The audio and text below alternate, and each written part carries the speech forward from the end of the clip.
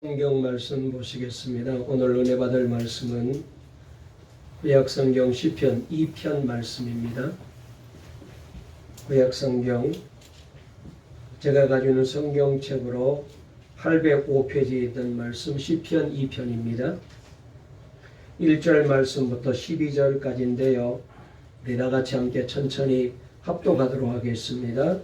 시편 2편 1절부터 12절까지 다 찾으신 줄 알고 우리 함께 말씀을 읽혔는데, 우리 영상으로 예배드린 분도 이 말씀을 꼭 사모하면서 함께 읽어주시기 바랍니다. 다 같이 읽겠습니다. 시작.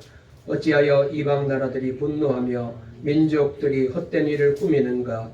세상의 군왕들이 나서며 관원들이 서로 꾀하여 여호와와 그의 기름 부음 받은 자를 대적하며 우리가 그들의 맨 것을 끊고 그의 결박을 벗어버리자 하는도다.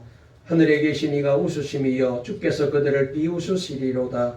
그때에 분을 발하며 진노하사 그들을 놀라게 하여 이르시기를 내가 나의 왕을 내 거룩한 산 시온에 세웠다 하시리로다. 내가 여호와의 명령을 전하노라. 여호와께서 내게 이르시되 너는 내 아들이라. 오늘 내가 너를 낳았도다. 내게 구하라. 내가 이방 나라를 내 유업으로 주리니 내 소유와 땅 끝까지 이르리로다. 내가 철장으로 그들을 깨트리며 질그릇같이 부수리라 하시도다. 그런즉 군왕들아 너희는 지혜를 얻으며 세상의 재판관들아 너희는 교훈을 받을지어다. 여호와를 경외함으로 섬기며 떨며 즐거워할지어다. 그의 아들에게 입맞추라. 그렇지 아니하면 진노하심으로 너희가 길에서 망하리니 그의 진노가 급하심이라. 여호와께 피하는 모든 사람은 다 복이 있도다. 아멘. 할렐루야. 하나님의 은혜 가운데 새해 들어서 두 번째 주일로 예배 드립니다. 오늘 우리 예배를 주님이 받으시고 또 예배를 통하여 친밀하게 주님을 만나고 교제하고 또 예배를 통하여 말씀으로 힘을 얻게 되시기 바랍니다. 우리 앞뒤 좌우에 있는 분과 한번 인사 나누실까요? 오늘 참 잘 오셨습니다. 말씀으로 은혜 받으세요. 주님을 만나는 복된 예배가 되세요. 다시 한번요. 날마다 주와 동행하며 사세요. 오늘 설교 제목 한번 따라해 보실까요? 그 아들 예수께 입맞추라. 다시 한번요. 그 아들 예수께 입맞추라. 오늘 이 제목으로 말씀을 전하려고 합니다. 하나님이 은혜 주실 줄 믿습니다. 지난 시간 우리가 새해를 맞이해서 첫 번째 주일로 예배를 드리면서 시편 1편 말씀을 가지고 복 있는 사람이 된 것을 굳게 믿으라, 이렇게 말씀을 우리가 들었습니다. 이미 하나님이 저와 여러분들에게 복을 주셨는데 사실 우리는 그것도 모르고 하나님이 이미 나에게 복을 주시고 내게 하나님께서 복을 허락해 주셨는데 우리가 아직도 그걸 알지 못하고 우리가 늘 그렇게 살아갔던 사람들입니다. 그래서 지난 주일날 복받은 사람이 된 것을 확실히 믿으라, 이렇게 우리 주님이 우리에게 말씀해 주셨습니다. 오늘은 이제 시편 2편 말씀인데요. 여러분, 우리가 이 시편 말씀을 읽어보게 되면은 또 이 말씀을 통하여 말씀을 묵상하고 또 설교로 말씀을 우리가 듣게 되면은 이 시편은 우리에게 하나님께 우리가 어떻게 반응해야 되는지, 하나님께 우리가 반응하는 감각을 열어주는 그런 귀한 말씀이 바로 이 시편 말씀입니다. 우리가 하나님을 다 믿는 사람이잖아요. 믿음의 사람인데 우리가 믿을 때 무슨 그림을 보고 믿는 것도 아니고 예수님 얼굴을 보고 믿는 것도 아니고 우리 주님께서 우리에게 이 말씀을 주셨잖아요. 이 말씀을 우리가 잘 믿어야 되고 이 말씀을 통하여서 우리는 하나님과 관계가 회복되고 하나님과 친밀해지고 또 하나님의 백성으로 살아갈 수 있는데, 그러므로 우리가 어떤 성경 말씀은 어려워서 도대체 이 말씀이 무슨 말씀인지 잘 이해가 안 되는데 이 시편 말씀을 보게 되면은 이 시편에는 하나님과 친밀하게 교제했던 사람들의 생생한 감정들이 여기 잘 드러나 있기 때문에 저렇게 하나님을 믿었구나, 저렇게 신앙생활했구나, 저렇게 기도했더니 하나님이 저렇게 응답하셨구나. 그래서 이 시편 말씀은 우리가 하나님께 반응하는 감각을 알게 만들어주는 그런 귀한 책입니다.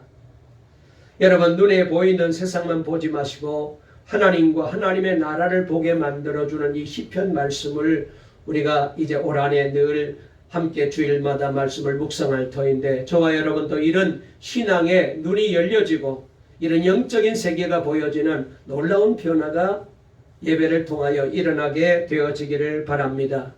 그렇습니다. 시편을 쓴 사람들은 참으로 하나님을 믿는 자였고 하나님을 잘 아는 사람들이었고, 그리고 하나님과 친밀하게 살았던 사람들의 생생한 간증과 삶의 모습이 여기 시편에 잘 드러나 있습니다. 그래서 시편을 읽으면 하나님이 보여요. 할렐루야.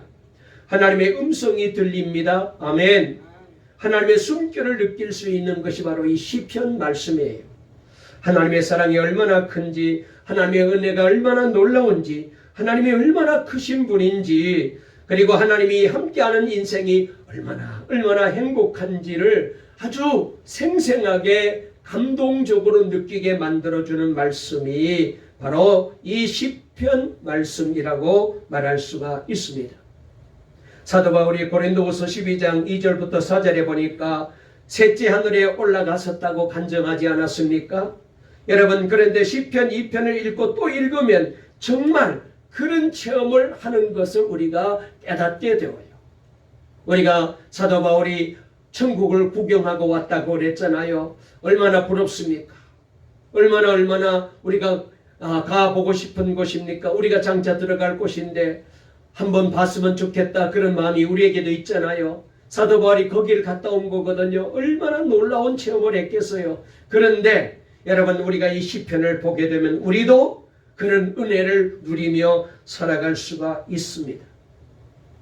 사실 저는 어려서부터 예수를 믿었기 때문에, 그래서 하나님이 살아계시다라고 믿었고, 그리고 예수님을 믿었지만은 솔직히 그러나 하나님보다 세상이 어떤 때는 더 크게 보였던 적이 많이 있었습니다. 그렇게 생각한 이유가 뭐냐 하면은, 하나님이 정말로 살아계신다면은 왜 하나님을 믿지 않는 사람, 저 세상 사람들이 저렇게 많으며, 저 믿지 않는 사람들은 저렇게 죄를 짓고도 저렇게 온갖 악을 행하는데도 우리가 보아도 죄가 다 보이고 우리가 보아도 다 악이 다 보이는데, 그런데 그들이 세상을 좌우지하고 큰 소리 치고 그리고 부자가 되어 떵떵거리며 사는 것을 하나님은 왜 그냥 보고 계실까 하는 생각을 많이 하게 되었어요. 아니, 하나님이 살아계신다면은 어떻게 저렇게 악한 사람들이, 저렇게 못된 사람들이 저렇게 큰 소리 치고 부자가 되고 성공하고 소위 말하는 온갖 부와 영화를 누리며 살게 만들어 줄까? 여기에 비하여 하나님 바라보고 의지하고 몸부림치며 기도하고 믿음으로 살려는 사람들은, 말씀에 순종하고 어떻게 하든지 주님 뜻대로 살려고 하는 믿음의 사람들은 왜 저리도 가난을 못 벗어나고 일도 잘 안 풀리고 눈물로 주님께 매달리며 부르짖어 기도하는데도 응답이 없고 고난은 해결되지 않을까 하는 그런 의심이 저의 마음속에 있었던 거예요. 오늘 시편 2편은 바로 이 문제에 대하여 우리에게 답을 주는 그런 귀한 말씀입니다. 우리는 지난주일 시편 1편을 통해 복 있는 사람에 대해서 자세히 설명하면서 악인들은 그렇지 않다는 거잖아요.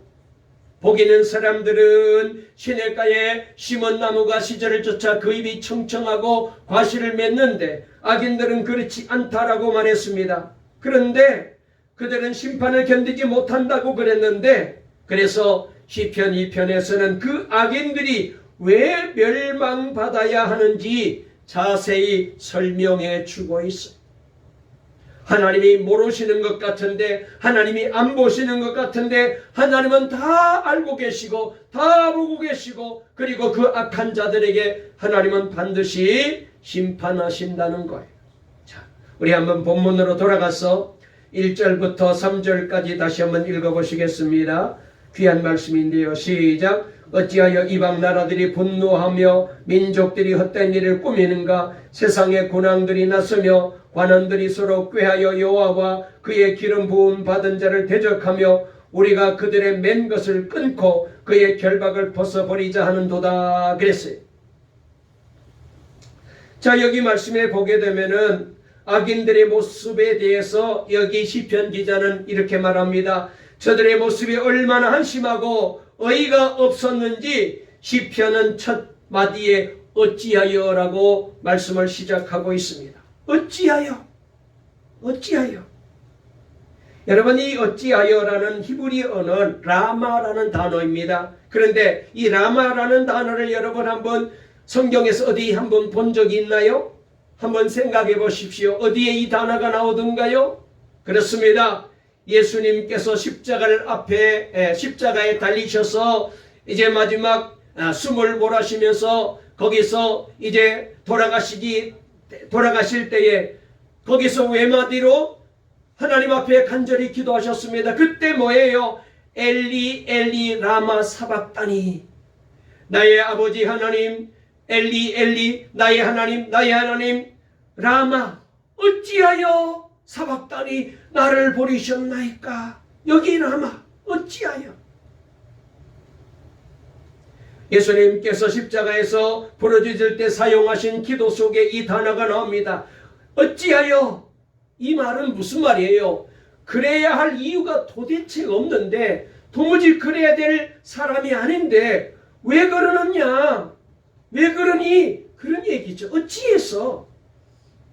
자, 예를 들어서 설명을 좀 드려볼까요? 자, 우리가 자식을 낳아서 길렀습니다. 그래서 낳아서 정말로 힘껏 저들을 길렀습니다. 먹여주고 입혀주고 용돈도 주고 공부도 시키고 사랑해주고 그리고 시집 보내고 장가까지 보내고 심지어 우리 권사님들 지금 고생들 하고 계시는데 그 자녀들까지 새끼까지 돌봐준 부모에게 어느 날 까닭없이 그 자식이 화를 내며 덤비는 그런 자식이 있다면은 이런 말을 할 거예요. 도대체 너 왜 그러니?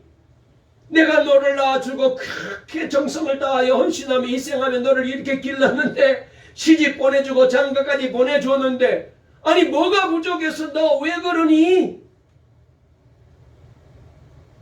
우리가 그렇게 말하잖아요. 오늘 그래서 이 말씀은 이 악인들은 도대체 왜 하나님을 이렇게 거역할까? 이 말이에요. 어찌하여?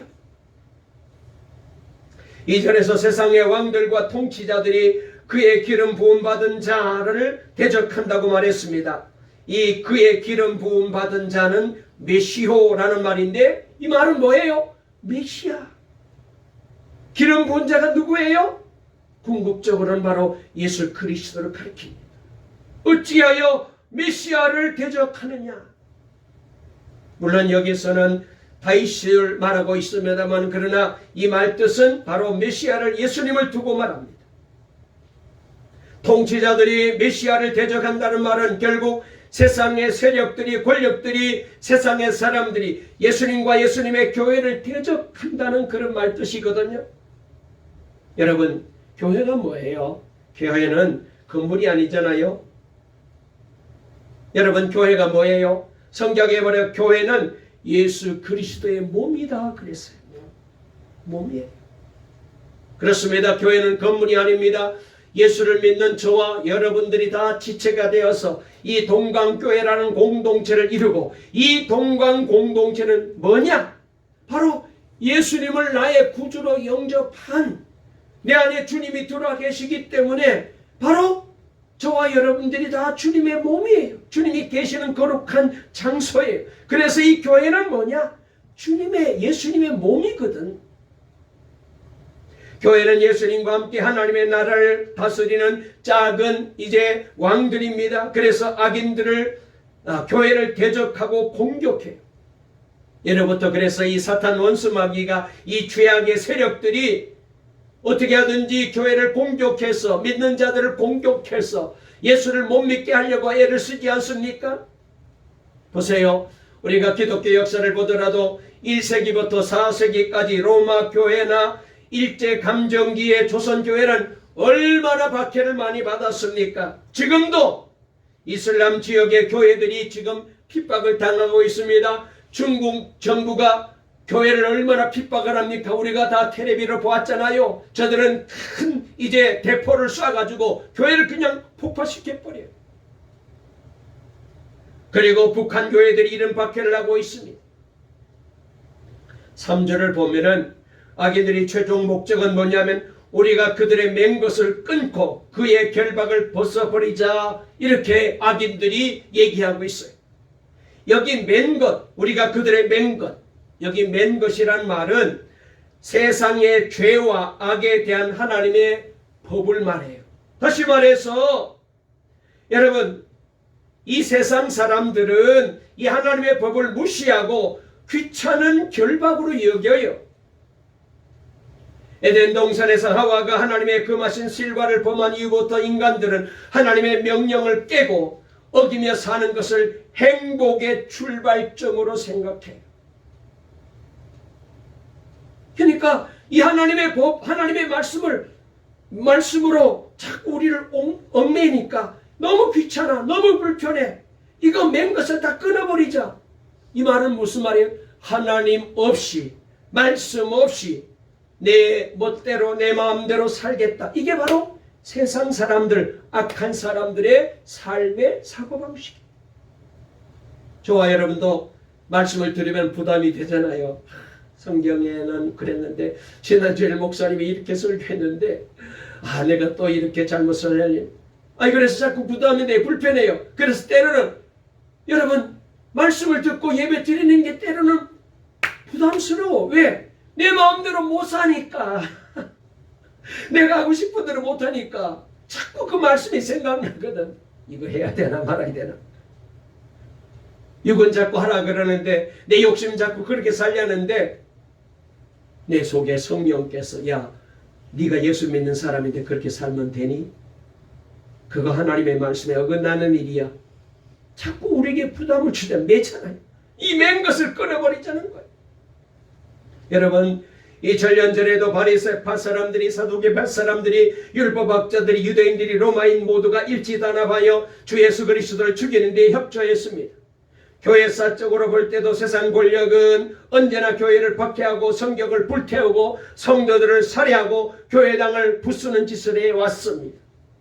오늘날에도 중국에서 교회당 파괴와 억압을 공공연하게 자행하고 있지 않습니까? 북한에서는 우리가 잘 아는 대로 성경책을 가지고 있기만 해도 바로 강제 수용소에 끌려가서 거기서 20년, 30년 그렇게 노역하다가 인생 끝나는 거예요. 여러분, 북한 정권은요, 우리나라 정부가 자꾸 북한과 관계를 맺으려고 애를 쓰는데, 이 북한 정권은 근본적으로 교회를 가장 미워해요. 겉으로는 무슨 종교가 있는 것처럼 말하는데 아닙니다. 하나님을 부인하고 조롱하는 자들이 이 세상에서는 너무 많아요. 여기 말씀의 민족들이라는 이 단어는 세상의 유력한 자들을 가리킵니다. 세상의 군왕들과 관원들, 다시 말해서 하나님을 거부하는 이들이 세상의 모든 권력을 장악하고 있어요. 하나님을 부인하는 자들이 세상 군대의 대부분을 지휘하고 교회 발전을 과학 발전을 이끌며 학교 제도를 운영하며 정부를 이끌고 재계를 지배합니다. 그러니까 세상의 이 악한 세력들이 다 중요한 힘을 다 자기들이 손아귀에 쥐고 있는 거예요. 그런 반면에 하나님을 믿는 사람들은 얼마나 나약합니까? 우리는 겨우 기도만 합니다. 순진하게 하나님의 말씀만 묵상하고 있습니다. 이렇게 해서 언제 세상을 변화시킨다는 것입니까? 여러분, 우리가 잘 아는 대로 초대교회가 핍박을 받는 이유는 뭐였어요? 예수님을 자꾸 왕이라고 말하니까 믿는 사람들이 예수님을 자꾸 주라고 고백하니까 이 말을 듣고 이방 사람들이 도저히 그냥 볼 수 없었기 때문에 저들은 모진 고난과 핍박을 저들에게 가하여 그 고난을 고스란히 다 받은 거예요. 여러분, 특별히 이때는 로마가 지배하던 세상이었기 때문에 여러분, 로마 제국에 있어서 예수님을 왕으로 고백하고 주로 고백하는 것은 큰 반역죄입니다. 왜요? 오로지 로마 황제만 유일한 왕이고 유일한 주였기 때문에.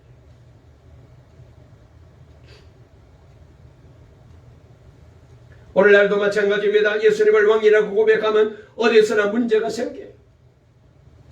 여러분, 옛날에는 예수 믿는다 그러면은 사람들이 좋게 봐주고, 아이고 그러세요, 참 좋습니다, 참 달라 보여요, 이렇게 얘기하는데, 여러분, 여수아이는 예수 믿는다 그러면은 우리를 더 우습게 봐요.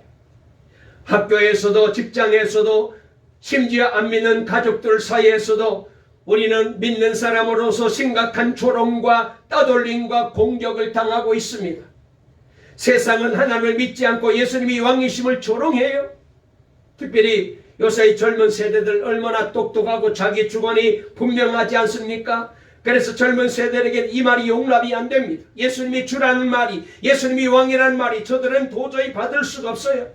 왜? 내가 중요하고 내 존재가 제일 귀한데 예수님이 인생의 주인이다, 그런 얘기하면 예? 그런 척도 안 하고 상대도 안 해줘요. 무시합니다. 그래서 야망이 있고 좀 똑똑한 젊은이들은요, 아무리 들어봐도 이해가 안 되거든. 내가 중요한데 예수님이 왕이다, 예수님이 내 주인이다, 주를 위해 헌신해라, 교회를 위해서 봉사해라, 이해가 안 되는 거예요.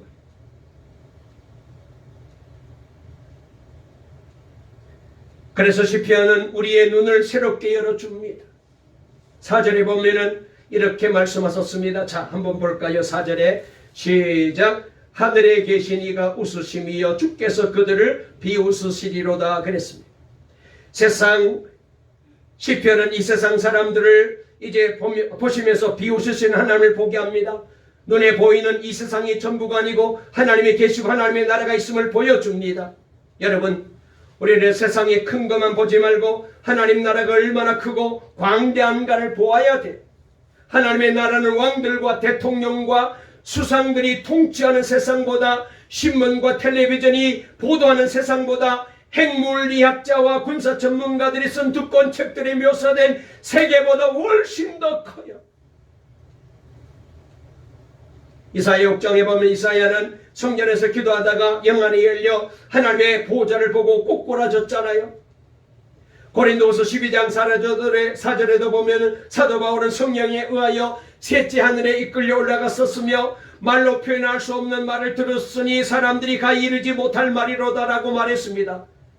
바울이 거기서 무엇을 보았는지, 어떤 광경을 보았는지는 자세히 여기 안 나와 있지만, 그러나 분명한 것은 하나님의 나라를 보고 난 후에 그들에게 더 이상 이 세상이 커 보이지 않더라는 거예요. 주님의 세계를 경험하고 난 다음에는 세상이 커 보이잖아요. 여러분, 세상은 전적으로 크기나 숫자로 경쟁하는 곳 아닙니까?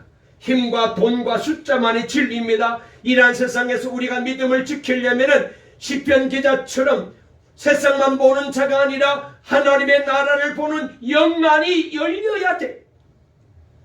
우리 동강의 모든 성도님들, 이 예배를 통하여 시편 말씀을 들을 때마다 영안이 열려서 이제까지는 세상 나라가 크게 보이고 세상 사람들이 크게 보이고 세상이 귀하게 보였더렇습니까? 이제는 영적인 체험을 하고 난 다음에 완전히 변화되어서 우리도 바울처럼, 우리도 다윗처럼 하나님 나라가 더 크고 놀라운 세계인 것을 여러분 보고 체험하시기를 주의 이름으로 축원합니다. 그래서 이브리서 12장 1절에 이러므로 우리에게 구름같이 둘러선 허다한 증인들이 있으니 무거운 것과 얽매이기 쉬운 죄를 벗어버리고 인내로서 우리 앞에 당한 경주를 경주하며 그랬습니다.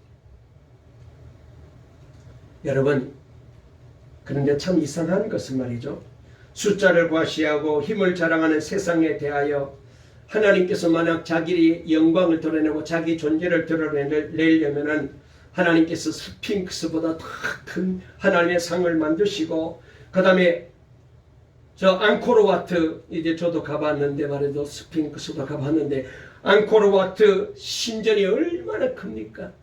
얼마나 신비합니까? 그런데 그보다도 하나님이 더 신비한 신전을 만들어서 내가 이런 존재다, 내가 이런 신이야, 하나님이 그렇게 해야 되지 않습니까? 그러면 세상 사람들이 하나님 대단하시네. 그런데 하나님은 그렇게 하지 않고 늘 우리 가운데 보면은 평범한 사람을 통하여 하나님 당신을 드러내셔요. 6절에 그래서 이렇게 말했습니다. 6절 읽어볼까요? 시작. 내가 나의 왕을 내 거룩한 산 시온에 세웠다 하시리로다. 7절에 내가 여호와의 명령을 전하노라. 여호와께서 내게 이르시되 너는 내 아들이라. 오늘 내가 너를 낳았도다. 그랬어요. 오늘 여기 본문에 언급한 내 아들은 다윗 왕을 말합니다. 다윗은 물론 위대한 왕이었습니다. 그러나 하나님께서 그를 택하여 기름 부으실 때 그는 정말 보잘것없는 너무나도 못나고 평범한 목동이었잖아요. 심지어 아버지조차도 무시했던 여덟 형제의 막내였습니다. 우리는 하나님이 왜 이렇게 당신을 나타내시는지 때로는 이해가 안 돼요. 막 크게 막 역사하시고 막 천둥 번개를 치면서 막 하나님께서 막 때로 그렇게 막 죄를 지으면은 역사하시면 아이고 하나님 정말 살아계시네. 모든 사람이 깜짝 놀라서 주께로 돌아올 텐데 하나님이 그렇게 안 해요. 여러분 성경을 봐도 이스라엘 백성들 주변에는 늘 장엄한 신전들과 무자비한 군대들과 우상들과 거대한 힘을 뽐내는 세계 열광들에 둘러싸여 있었습니다. 그러나 하나님께서는 이스라엘 백성들이 거대한 신전이나 신상을 세우는 것을 철저히 금하셨습니다. 왜? 우상을 만들지 말라. 하나님께서는 오직 사람을 택하여 세우셨습니다. 그리고 그를 통하여 하나님의 존재와 하나님의 통치와 영광을 드러내게 하십니다. 우리 예수님을 봐도 마찬가지입니다. 예수님께서 조직도 안 만드시고 건물도 세우지 않고 책도 쓰지 아니하시고 오직 제자 12만 세웠어요. 그 사람들도 그 당시에 별로 그렇게 존재감 있는 사람 아니었잖아요. 하나님께서 이렇게 하신 것은 하나님의 전략이 있기 때문에 그 전략은 바로 예수 그리스도입니다. 하나님께서는 때가 되어 하나님의 아들이신 예수 그리스도를 통하여 세상을 구원하고 세상을 심판하려 하심을 믿게 하기 위하여 세상의 세력 앞에서 기름 부음 받은 자를 통하여 일하신다는 것을 꾸준하게 보게 하려는 거예요.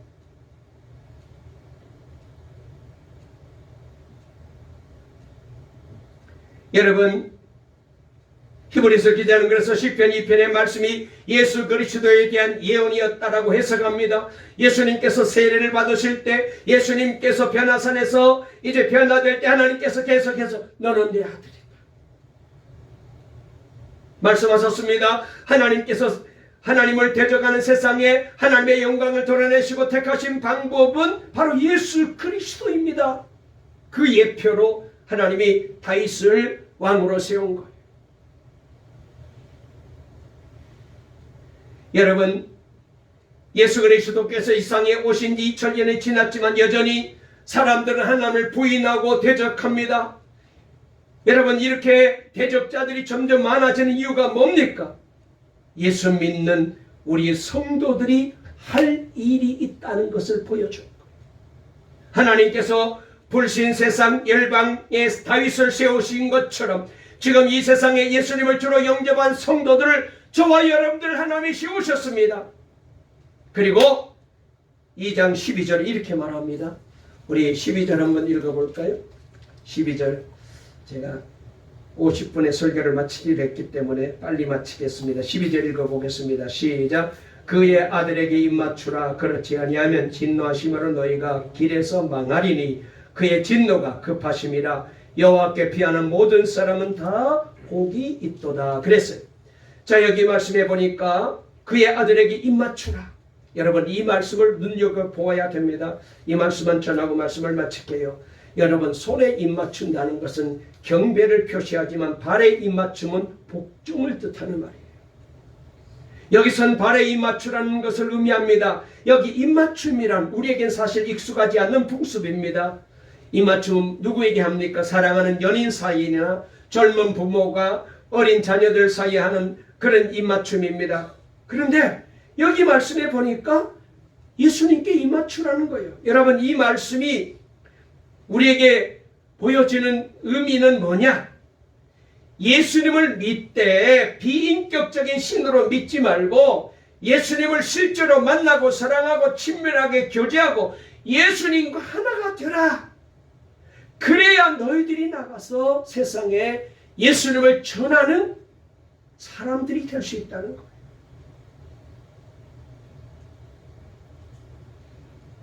여러분, 안타깝게도 많은 그리스도인들이 이런 바른 믿음으로 살지 못합니다. 여러분, 우리의 믿음은요, 그의 표정에서 알 수 있어요. 주님을 친밀하게 믿고 제대로 믿는 사람은 얼굴에 주님을 믿고 난 다음에 표정이 달라져요. 예배를 드리고 은혜 받으면 달라져요. 우리가 부흥에 참석하고 기도원에 가서 기도하고 내려오면 얼굴이 빛이 나잖아요. 우리가 예배 시간에 은혜 받으면 얼굴이 달라져요. 평안이 넘칩니다. 그래서 아니, 무슨 요새 좋은 일이 있으세요? 예. 왜? 주님을 만났기 때문에. 그냥 예수를 믿는 게 아니라 주님과 인격적으로 만나고 주님과 친밀한 교제가 이루어지게 되면은 아무리 어렵고 아무리 힘든 문제가 생기고 낙심할 수밖에 없는 상황에 처하여도 오히려 염려와 근심과 걱정을 뛰어넘어 예수님과 입맞추며 나아가는 성도들에게는 세상을 이기는 평안이 넘치는 것. 자, 그러면 예수님께 입맞추라는 이 말씀은 뭐예요? 다른 말로 쉽게 말하면 영적인 예배를 드리라 그런 말이에요. 그래서 11절 말씀이 중요한데 11절 마지막으로 한번 읽겠습니다. 시작. 여호와를 경외함으로 섬기고 떨며 즐거워할지어다. 그렇습니다. 우리의 예배가 단순히 설교 듣는 집회가 아니라 예수님께 입맞추는 시간이에요. 우리가 예배 때마다 진정 하나님을 경외하고 찬양하고 기뻐하면 세상을 보는 눈이 달라져요. 커 보이던 세상은 작게 보이고 작아 보이던 하나님은 너무나 크게 보입니다. 그래서 10절에 보니까 군왕들아 너희는 지혜를 얻으며 세상의 재판관들아 너희는 교훈을 받을지어다라고 말씀하고 있습니다. 예배는 예수님을 모시는 시간입니다. 예배 속에서 가장 중요한 것은 예수님의 임재입니다. 이제부터는 예배 드리는 것이 우리의 주목적이고 기쁨이 되어야 됩니다. 우리가 가끔 바쁜 일이 있으면 아이고 예배 간단하게 드리고, 여러분 이런 말 하시면 안 돼요. 예배는 주님을 만나는 시간이고 하나님을 즐거워하는 가장 귀한 시간이에요.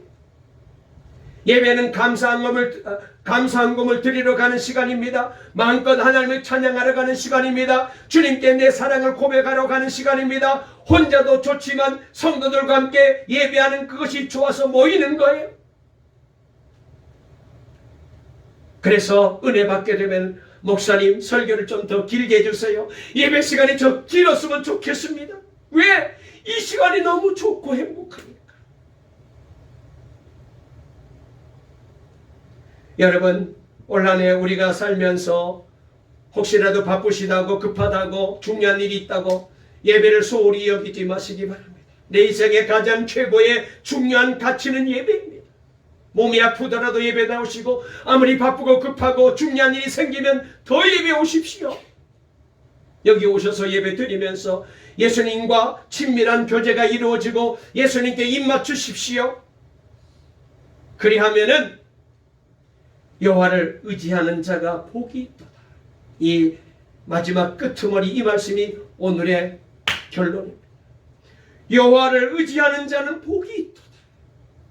여호와를 의지하는 자는 복이 있도다. 예배 시간은 예수님과 입맞추는 시간입니다. 예수님과 온전히 하나 되는 복을 누리는 것입니다. 영상으로 예배드리는 우리 성도 여러분, 부득이해서 이렇게 하시지만 얼른 주님 앞에 이 성전에 달려오시기 바랍니다. 다음 주일부터 성전에 와서 예배드리겠다고 말씀하신 집사님도 계시는데요, 다음 주일부터는 온 성도들이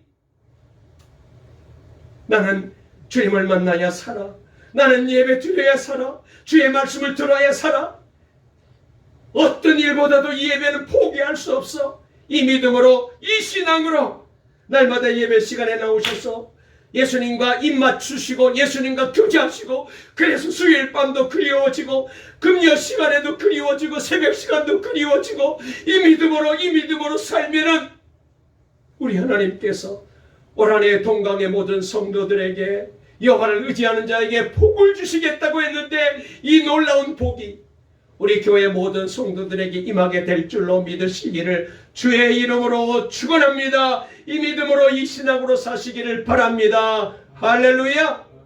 살아계신 하나님 감사합니다. 오늘 이 예배 시간에 우리 예수님 만나는 시간 되게 해주시고 예수님께 입맞추는 친밀한 교제가 있는 복된 시간 되게 해주시니 감사합니다.